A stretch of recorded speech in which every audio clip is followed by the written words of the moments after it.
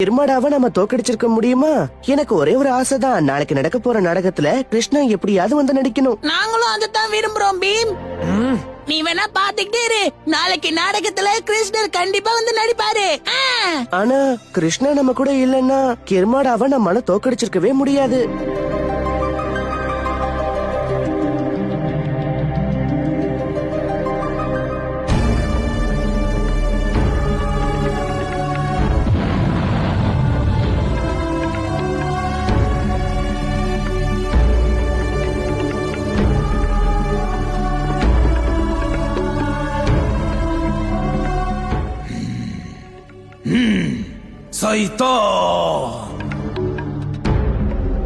சைத்தான், என் முன்னால வா, எனக்கு உடனே ஒரு வழிய காட்டு.